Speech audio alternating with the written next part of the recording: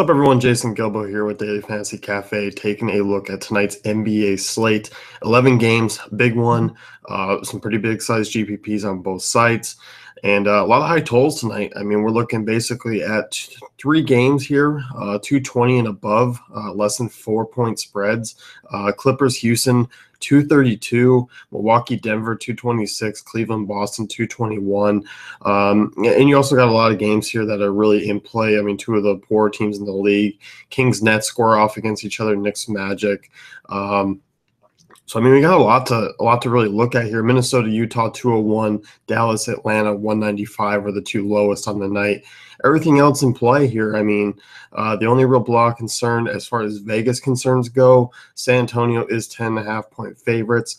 A little bit of injury concerns in that one with Tony Parker. We'll talk about Patty Mills here in a second. Overall, I mean, we got a lot of options. I think, after the trade deadline, we've seen a couple prices start to be adjusted a little bit more. There are some injuries on the front here to talk about that are going to open up some minutes. But overall, I mean, we're not dealing with the Kevin Durant news yet. That's going to be tomorrow. He's going to be out for 4 weeks or going to be reevaluated in 4 weeks. So it's going to go back to basically how things were last year, which may or may not be a good thing for DFS. So, we'll keep tabs on that. But jumping into tonight's slate, a point guard, hard to get away from some of these top guys. I mean, I like Chris Paul with the way he's been playing. I really like his DraftKings price tag of just 8,900. Cheaper than Wall, Giannis, cheaper than Harden. So, I mean, you get a little bit of a discount from those guys. Isaiah Thomas's price has dropped a little bit as well. This is a guy who has averaged 30 real points in 2 games against Cleveland this season. Kyrie Irving, not known for his defense. Obviously, neither of these guys are. So, Thomas, obviously, I think is going to carry, a little bit of ownership tonight on DraftKings with that price tag drop and is a solid correlation play. Outside of that, though, I mean, you do have some guys that I feel are kind of wildly mispriced on DraftKings. I mean, Goran Dragic, 7,100, really nice price tag for him. Decent matchup there against Philly. Drew Holiday, obviously, has seen he had a decent game against Dallas, but overall has been fairly poor since Boogie has come into play. Boogie is suspended tonight. Holiday 6,900 and is shooting guard eligible on DraftKings. Over on FanDuel, I mean, you're looking at still a higher price tag. I don't mind using them. I prefer Dragic. I prefer kind of dropping down to some of those mid-range guys as well. But the mid-range, I mean, I think the Knicks Magic game is fairly interesting. Derrick Rose is played big minutes without Brandon Jennings. If that's going to be something that holds, I don't know. Derrick Rose obviously isn't the most stable, healthy guy of all time. So 40 and 36 minutes over the last 2 games, 27 and 30 FanDuel points, just 6,300. I don't mind him here tonight, especially because I feel like a lot of these guys are on the riskier side. Value point guards have been pretty volatile as we've seen of late, especially with the Sacramento backcourt. So, and with that being said, I mean, Derek Collison, had a solid game against Denver, has struggled the last 2. Minutes have still been there, but it hasn't been anything spectacular. Ty Lawson in the last 3 games, 31, 23, 35 minutes. His largest fantasy outing came against Minnesota. Buddy Hield, Ben McLemore, these guys, are scoring dependent shooting guards and are going to see around 25 to 30 minutes. I'd rather take a gamble on Collison and Lawson and GPPs. I don't know if I can quite use any cash games right now, even if it is a great matchup against Brooklyn. I mean, this is a team that allows the most fantasy points to opposing guards. It's just a mess as far as minutes and upside right now. So you're kind of taking the gamble. Tyreek Evans, he's kind of been the safer of the guards there, but scoring above 20 fantasy points in each of the last 3, but it hasn't been anything great. The price has kind of up, which is the name recognition and his usage off the bench. But for me, I think on a fuller slate, you're kind of bound to find some other options. So as far as the Kings go, it's just kind of GPP dart throws at this point. I'm kind of leaning more towards just Collison and Lawson.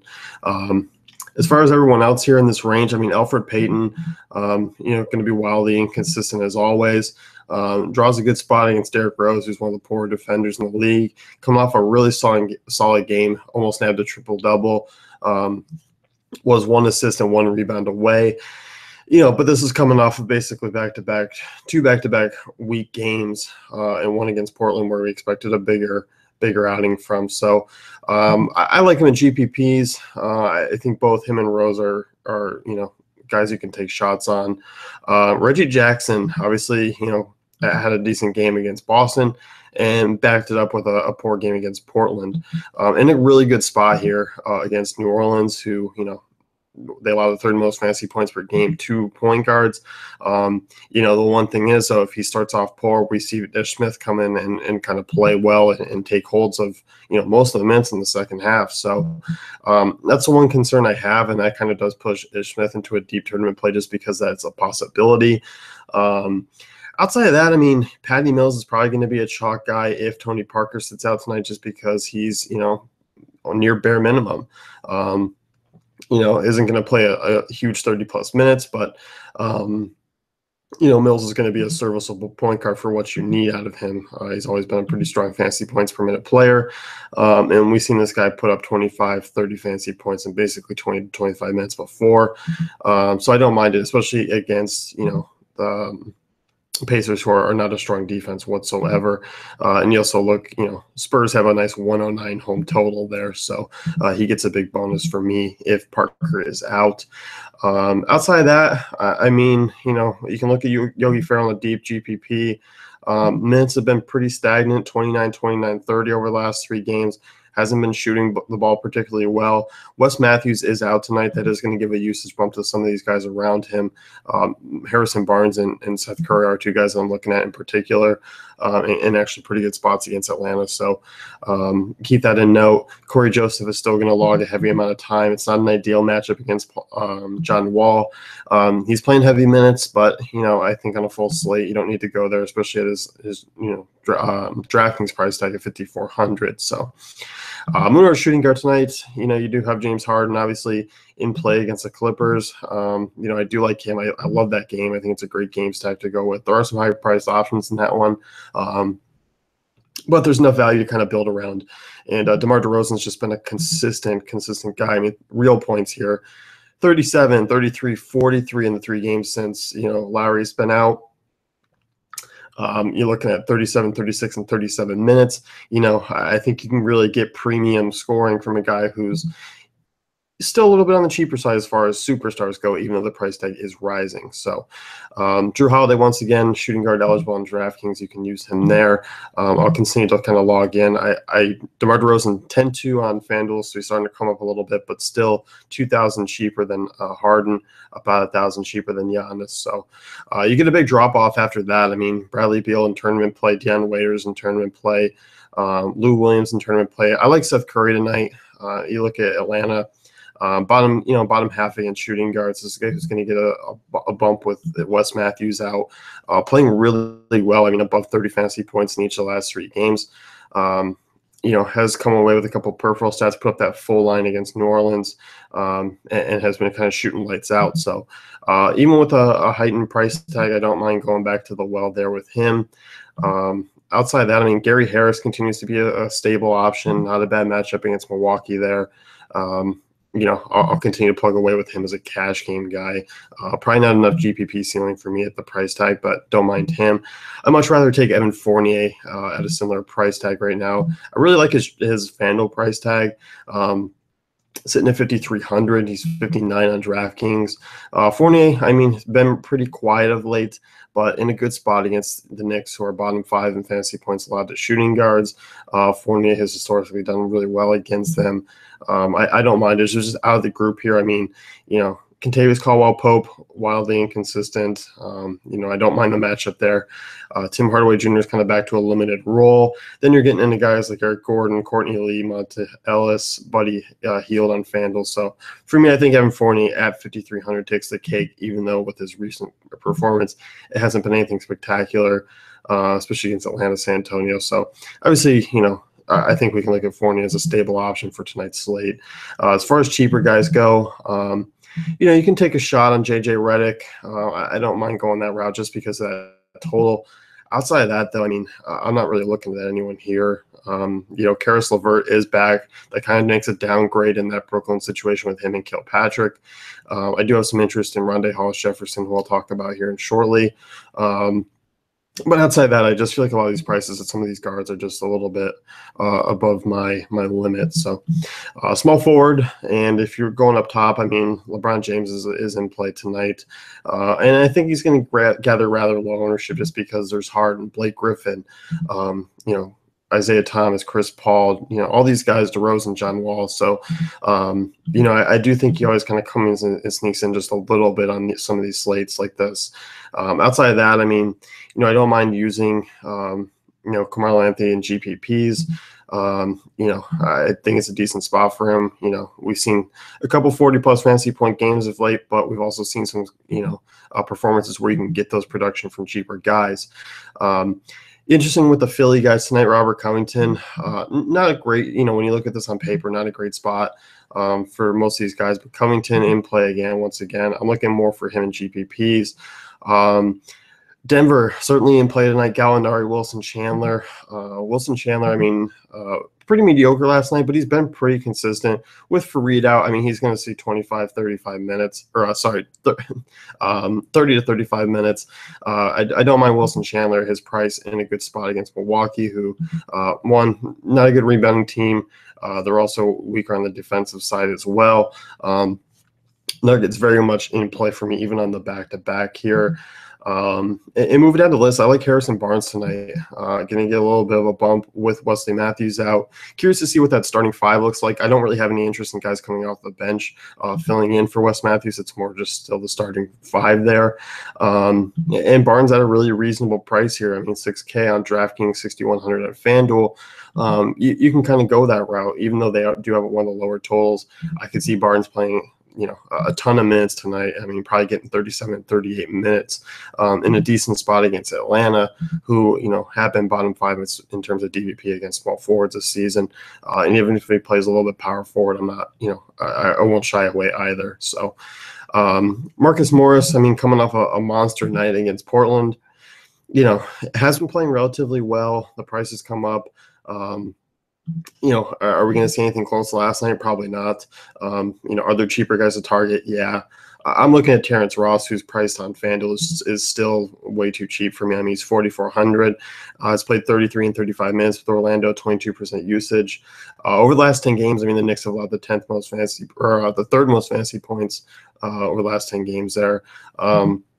And with Aaron Gordon being questionable tonight, Jeff Green would see a bump in minutes and just be solely a punt play if you need to go that route. I don't mind targeting the Magic, even though they don't have the most high team total on the night. It's still decent. So I'll certainly be looking their way with all the value that they have to offer. As far as other small forwards go, Trevor Reese is just a pure GPP play at this point because his floor is insanely low. And we do see 30-plus games every now and then. Did put up 30-plus against Clippers earlier this season. Nothing going other than a high total. So it's more just a game theory type of move there with that total. Rondé Hollis-Jefferson I do like. He's power forward only on DraftKings. This is a guy who isn't going to play heavy minutes still just because Brooklyn is killing me with these wings and guards as far as minutes go. But this is a guy who's been a really good fantasy points per minute player. You look at 21 minutes against Golden State, 16, 10, and 1 with a steal. Denver, 26 minutes, 15, 8, and 4 with a steal. This is a guy who certainly can hit his value and certainly surpass it. So I don't mind him tonight. I think in a matchup against Sacramento, his prices, you can take some shots there because, one, two of the poor teams, a lot of value in that game alone. So feel free to kind of fire away with a couple of those guys. Power forward tonight, Anthony Davis, no Boogie. Obviously not the greatest matchup against Detroit, but I do like him here. I mean, this is a guy who's actually gone off even with Boogie, 38, 39 real points over the last two games. Just a GPP move for me because I like Blake Griffin a little bit cheaper. Blake Griffin's been absolutely phenomenal of late, even with Paul back. And the price difference is pretty significant from him and Davis. So I don't mind, saving that extra cash there and going down to Blake Griffin, especially at a power forward position where, You have Jokic. I'm going to limit him to more GPPs, still even coming off of a big game against Chicago. There was some fatigue talk with him on the back-to-back. I am a little bit concerned even after the break, so I am going to take it a little bit easy, even though it's a good spot for him to do some real damage. So I do like him as well. Dario Saric, I mean, this guy has just been phenomenal of late. I'm going to keep going back to the well here, even at a heightened price tag. I won't have as much exposure as I do from the previous nights on a fuller slate, but I definitely don't mind using him. Serge Ibaka, price tag coming up. A good spot against Washington, who are bottom 10 against power forwards. Struggled against New York, let a lot of people down. But I'm going to go back to the well and say he bounces back here just because it's such a great spot. Kristaps Porzingis, interesting play here tonight because I feel, one, he's cheap, and obviously hasn't played in 2 games. No Hernan Gomez, no Noah. Could see some time at center. Obviously with Ibaka gone, Orlando not as good against the 4 as well. Porzingis interesting GPP play tonight. The mints are going to be probably questioned for me, but at 6,400 on both sides, I don't mind taking a shot with him in that game. And then moving down the list, I mean, Willie Cauley-Stein on FanDuel center eligible on DraftKings is a guy who's just in a great spot. I mean, you look at Brooklyn, I mean, everything sets up really well. 4th most points to opposing centers, the most points to opposing power forwards, bottom 5 rebounding team. He's getting minutes with Boogie going 35, 28, and 34 since he's left. I'm going to be continuing to kind of plug away there, even with that down game against Charlotte. So feel free to use him. Outside of that, I mean, Richaun Holmes, and this one's solely just a GPP play because a lot of it hinders basically on him getting minutes with Okafor being in foul trouble. So we've seen, if Okafor's on, it's not going to be Holmes. I don't mind taking the shot because, one, Okafor is a guy who is foul prone right now, so I don't mind using Holmes as well in a GPP here. I mean, we've seen a pretty good ceiling out of him in the 2 games that he has played 20-plus minutes. And to say, I mean, he was efficient in the game against New York, but the minutes weren't there like the other 2. So I definitely don't mind going back to the well and using those guys. So moving on to center, and I mean, this position, obviously, you have a lot of guys to, talk about as always. Karl-Anthony Towns in not a good spot against Utah at that price. Could he certainly put up a solid line? Yes.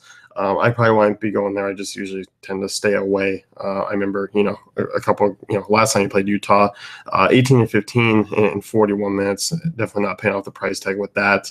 I actually don't mind the other side of that game with Rudy Gobert, who's just been really consistent. And at his DraftKings price tag, I really don't mind him, 7,200. So really reasonable spot there. Nikola Vucevic, I mean, both centers of New York, Orlando are in play. Kyle Quinn's going to probably draw the start tonight. Same fantasy points per minute as Nikola Vucevic, who's, basically 2,000 more. Orlando bottom 10 rebounding. 8th most points to opposing centers. So I certainly don't mind O'Quinn tonight. I think he's going to be obviously a popular guy. And, him and Willie Cauley-Stein, you want to plug in 2 centers who have a lot of upside and really good spots. Cauley-Stein and O'Quinn on DraftKings are kind of big plug-and plays, especially in cash games right now. So outside of that, as far as cheap guys go, I mean, I'm not necessarily thrilled. Al Horford's been awful. Of late, the price keeps dropping down for him. Greg Monroe is always an interesting GPP guy.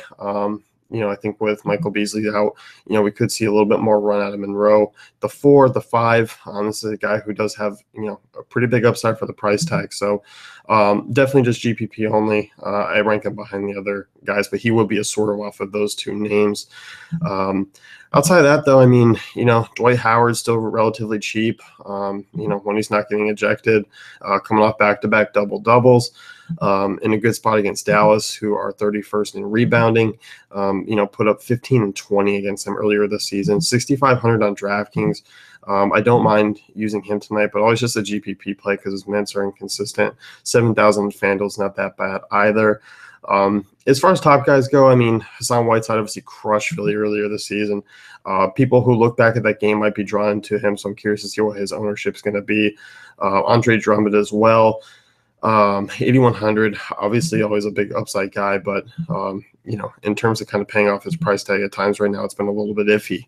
We haven't really seen a big game going back to the Lakers game, so I'm kind of hesitant to use him. Outside of that, though, we're basically kind of looking at those core players. I think there's some decent value at center tonight, and we'll be, kind of tuning into those guys and using them heavily. So that's going to wrap things up here. Be sure to head on over to dailyfantasycafe.com and check out our great tools and content.